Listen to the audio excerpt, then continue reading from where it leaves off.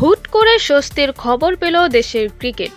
অস্ট্রেলিয়ার বিপক্ষে প্রথম টেস্টের জন্য যে দল ঘোষণা করা হয়েছিল সেখানে ছিল না তার নাম। তবে 1 আগস্ট বোর্ড জানিয়েছে লিটনকে প্রথম টেস্টের দলে যুক্ত করা হয়েছে। একটি ব্যাপার সহজে অনুমেয়, লিটনের চোট সেরে ওঠার ব্যাপারে ইতিবাচক রিপোর্ট মিলেছে বলেই তাকে দলে নেওয়া হয়েছে। বোর্ডও আনুষ্ঠানিক ব্যাখ্যায় সে কথাই জানিয়েছে। বিসিবি জানায়, বাম পায়ের কাফের চোট থেকে সেরে ওঠায় অস্ট্রেলিয়ার বিপক্ষে প্রথম টেস্টের জন্য বাংলাদেশের দলে অন্তর্ভুক্ত হয়েছেন লিটন কুমার দাস। আগামী 13 আগস্ট ডারউইনে শুরু হবে বাংলাদেশ অস্ট্রেলিয়া সিরিজের প্রথম টেস্ট। চোটের কারণে গত জুন মাস থেকে মাঠের বাইরে ছিলেন 31 বছর বয়সী এই ব্যাটার। তবে পুনর্বাসন প্রক্রিয়ায় সন্তোষজনক অগ্রগতি হওয়ায় তাকে প্রথম টেস্টের জন্য বিবেচনায় রাখা হয়েছে। রোববার তিনি ডারউইনের উদ্দেশ্যে রওনা হবেন এবং সেখানে গিয়ে বাংলাদেশ দলের সঙ্গে যোগ দেবেন।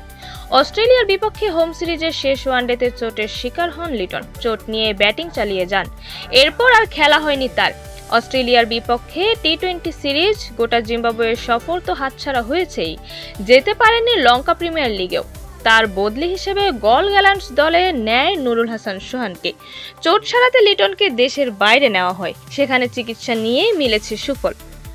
অধিনায়ক নাজমুল হোসেন শান্ত, সহ অধিনায়ক মেহেদী হাসান মিরাজ ও লিটন দাস ছাড়াও প্রথম টেস্টে বাংলাদেশ দলে রয়েছেন সৌম্য সরকার, সাদমান ইসলাম, তানজিদ হাসান তামিম, মুমিনুল হক, মুশফিকুর রহিম, অমিত হাসান, জাকের আলী অনেক, তাইজুল ইসলাম, তাসকিন আহমেদ, হাসান মাহমুদ, সৈয়দ খালেদ আহমেদ, ইবাদত হোসেন চৌধুরী ও মুশফিক হাসান।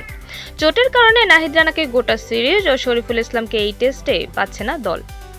তাজরি ইমা, ফ্লেভার্স নিউজ।